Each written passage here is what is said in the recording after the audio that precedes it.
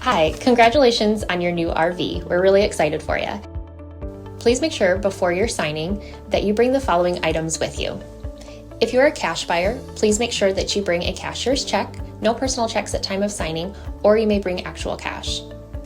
If you're a finance customer, please make sure that you bring proof of insurance listing your specific lien holder. If you need that information, please call us ahead of time. Also, make sure that you bring all valid driver's license of all persons that will be listed on the title. If you have a trade that you're trading in with us, please make sure that you bring your 10-day payoff, as well as your title and all persons who will be listed on the title of that trade. Arrive 30 minutes early before your appointment time so we can properly inspect your unit, and also make sure that you have the fridge on and running prior to arrival.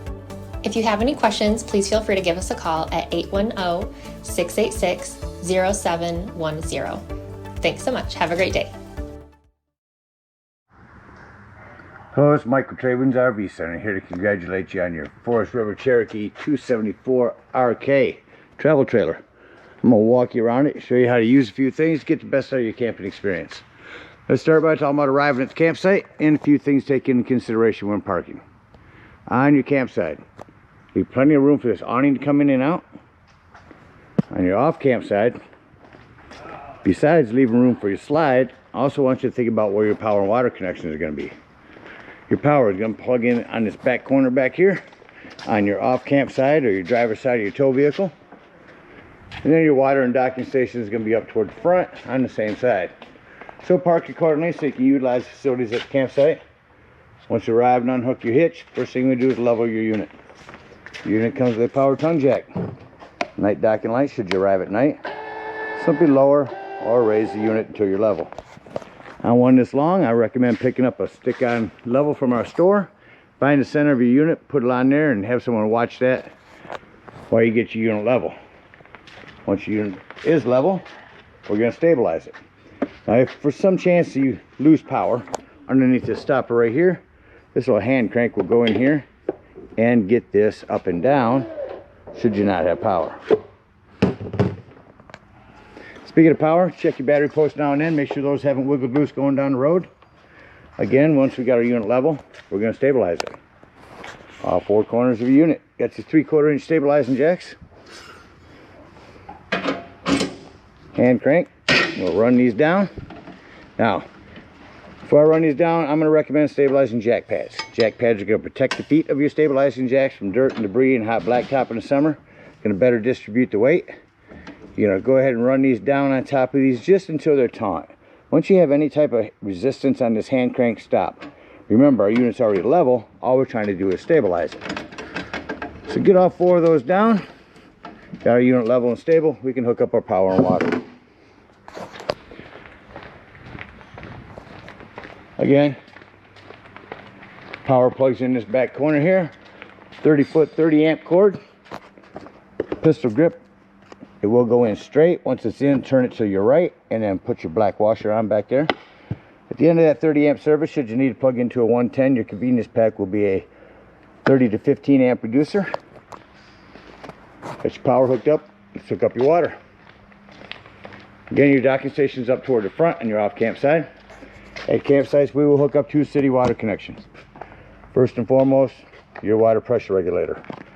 This water pressure regulator is going to reduce the water pressure to 40 to 50 psi, protecting the lines in your unit. You don't know what the water pressure is at different campsites, so it's great to use these. Hook this up, hook up your hose, but before you turn your hose on, one more step. To the left here is your hot water heater. And all we're doing at this point, making sure our drain plug's back in there.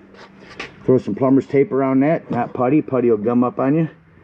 Get a nice strip of plumber's tape around there, get that in there nice and snug. That's 1 1/8 socket. Once that's in there, you go ahead and turn this hose on. Now, after that hose has been on for a little bit, go inside and open up your slide. I'll show you how to do that when we get in there, but open up your slide and get in there and open up all your water taps. Get all the air out of the lines, get a nice steady flow of water going through them. Once the air is out of the lines, you got a nice steady flow of water, shut them off. Come out here and lift up on this pressure release valve. If you get a little water coming out of here, you'll know your hot water heater is full and you can turn that on from indoors. There is an electric element on down here.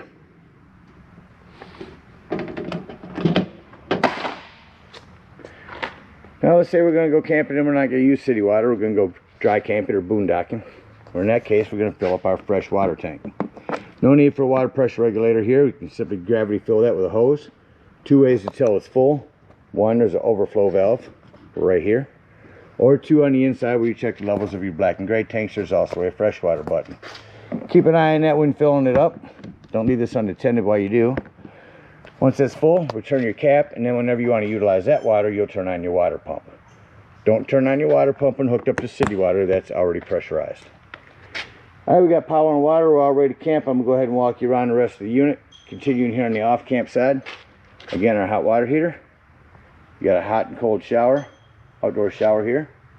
Your fresh and city water connections. Your other stabilizing jack, that blue right there, is going to be your fresh water drain. Here's where you plug in your cable at the campsites. Your black tank flush, we'll talk about that when leaving the campsite and dumping our black and gray tanks. Your main low point drain will be easier accessible once our slide is closed, leaving the campsite. Again, our power back here. You got a big accessory hitch. Remove those cotters to get that down. This is access to the back of your fridge for technicians. You're prepped for a backup camera. Coming around to your campsite, you've got a vent for your microwave. You've also got a flue for your furnace. Two things on this. One, make sure it's never blocked. And two, if you are running your furnace, steer clear of that. It does get warm. Got a couple of outdoor speakers here. This is all prepped for TV. They got mounts that'll set. Put your TV there. Cable here. 110 over here for that. Up front here, you're prepped for the solar charge. You can plug in a solar panel right here and that'll trickle charge your batteries.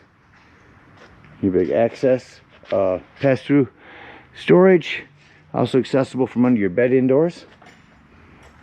Your propane does have a cover, comes on a regulator. It'll be lefty-loosey to open. You see that turn green? Green means you've got gas. Instead of setting it in the middle with an automatic crossover and opening up both, I recommend going to one, run this until it's empty. Switch, even if you have to get up in the middle of the night to switch it over, at least you know where you're at. You'll be down to one tank. That about covers everything on the outside. Let's go take a look on the inside. Coming up inside your Cherokee, the first thing I like to point out is the fire extinguisher. Make sure that you and everyone that's camping with you knows the fire extinguisher is located by the entry doorway in case of an emergency. Coming inside immediately to our left, control panel, slide, awning. On your awnings, you only want to run that awning until that flap falls down to 90 degrees and you can see your bar. If you hold that button down, you see that will continue to run itself out and start to run itself up backwards. So keep an eye on it when you run it out. Make sure you don't run it out further than you need to. Underneath that will be my awning light and some accent lighting for over here. To the right of that is all of our interior lighting. We'll run this awning back in here real quick. Shut off that awning light. And close the door. I'll tell you that slam locks work best when gently slammed. Coming up inside the unit here, to my right, you're all prepped for a TV. There's your mount for it, cable in 110. You have a Furrion AM, FM, DVD, CD player here. So if you get a TV, you will be all set up. You're going to get a station to come in inside this metal building. I doubt it. There we go. So you got music indoors or just outdoors. Dual zoned. Again, AM, FM, Bluetooth, CD, DVD player, headphone, USB, auxiliary. Really nice Furrion sound system. Down below that, your fireplace. Not just for looks. I can turn that on and go through and show you all the pretty colors. But the biggest thing is the heat, folks. If you get up in the morning or evening and it's chilly, crank this heat up on high. Instead of using your gas, use your electricity to warm your unit up. Your sofa will jackknife down to a bed. Turn on a little more lighting in here. When I mean jackknife, simply just lift the front and lay it down. Lift the front, pull it back towards you, step back down, back to a sofa. Your dinette will also turn into a bed. Simply lift the top, remove your legs, put your top down on here, on the wooden lip here. Put your back cushions on top, another area to sleep. Smoke alarm above there. Your television, or excuse me, your fridge will turn on here.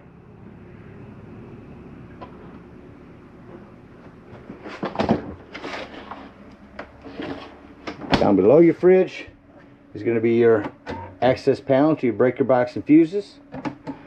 To the right is your 12-volt carbon monoxide propane detector. The reason I mention this, 12 volts, always running off your battery. So if you are out dry camping or boondocking somewhere and nothing plugged in charging your batteries, use the battery, disconnect one of your battery posts if you're going to be gone for the day so this doesn't run your battery down. Self-explanatory microwave. Lots of individual one-touch lighting around here. You have a light and a fan above your cooktop here.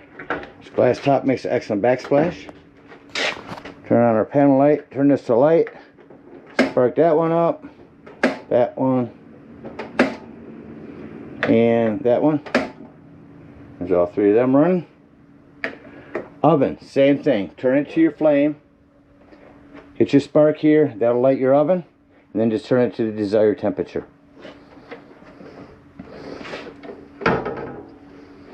Got a nice cover for your sink as well. Tons more lighting. Straps for your chairs. Just strap those down during travel.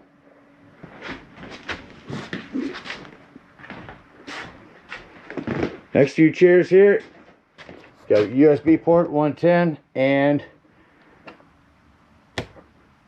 spot where we can check our tanks. So there'll be a brand new battery, fresh black and gray tanks. There's where you press them to see if those are full or empty. Down here's where you turn on your hot water heater. Here's where you turn on your water pump. AC in the ceiling. I'm gonna go turn on your thermostat here. Antenna, crank that to the left. To the right when you get there, to the left during travel. Down the hallway, here's your thermostat. Go ahead, crank your air up. You can hear that AC working.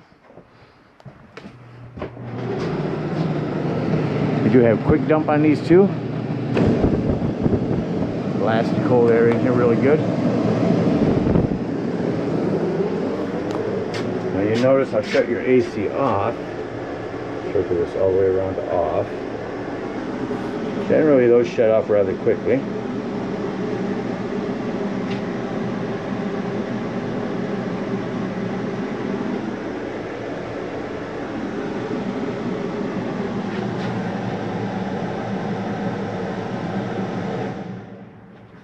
That one took a little longer than most.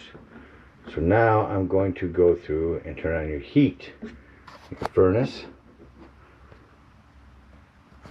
That crank up. You hear that over here. Now you'll notice when I shut your furnace off, those generally take a few minutes to shut off for the fan to cycle through. While that's doing that, we'll come up into our bathroom. And you got a 110 with GFCI reset here.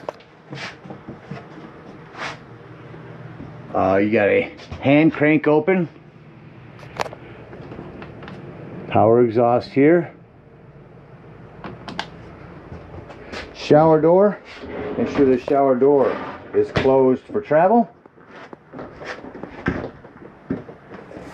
Bathroom doors from the bedroom.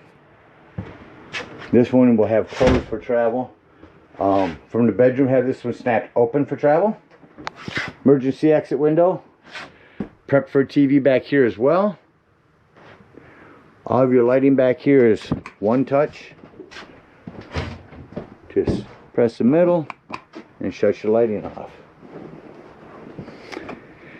And that about covers everything on the unit. Let's act like we're leaving the campsite and close it up. So again, snapping our shower door closed. Make sure all vents are closed. At this point, I like to say doors and drawers. Walk through your unit, make sure all doors and drawers are closed. Just snap our chairs in here. Nothing's going to impede our slides from coming in. Now I have to shut off all my interior lights so I can see all the accent lighting I need to walk through and shut off myself.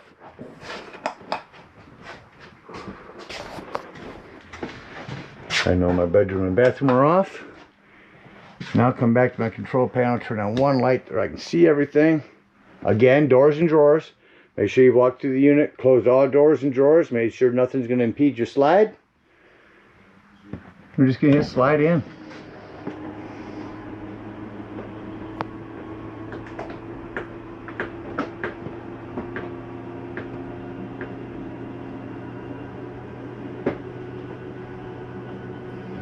Now you notice when the slide gets all the way in,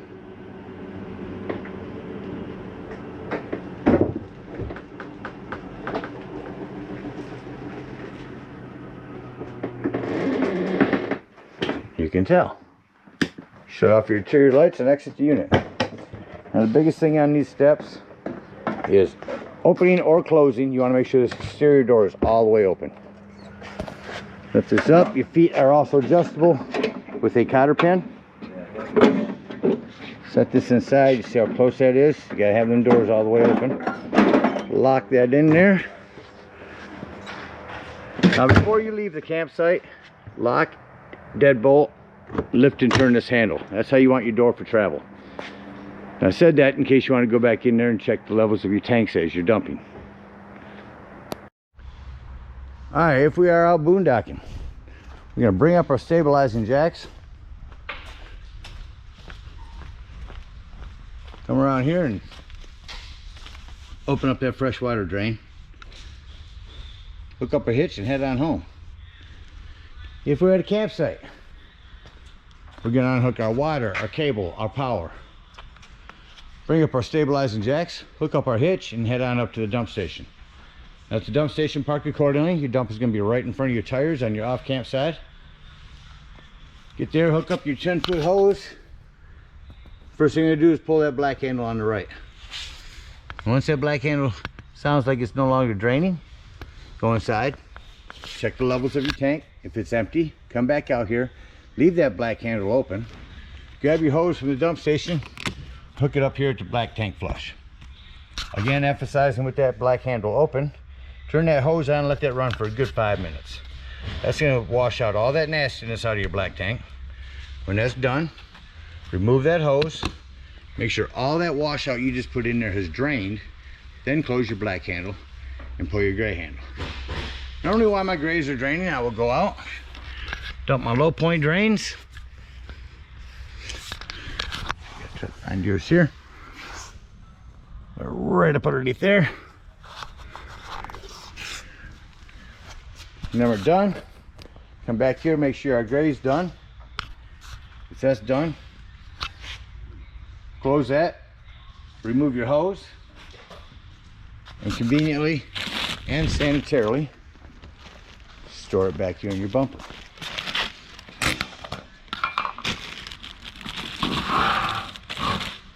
Now if by chance you're done camping for the year or just want to drain your hot water, up here, lift up on this pressure release valve first. Now it's going to dump a lot of hot water out of there, so be careful. When that's done, push that back down, otherwise your door won't close, and then you can pull this drain plug. You want to drain that at the end of the year, keep that stagnant water out of there. Again, we thank you guys so much for your purchase. Hope you enjoy this Cherokee for many years to come. Happy camping.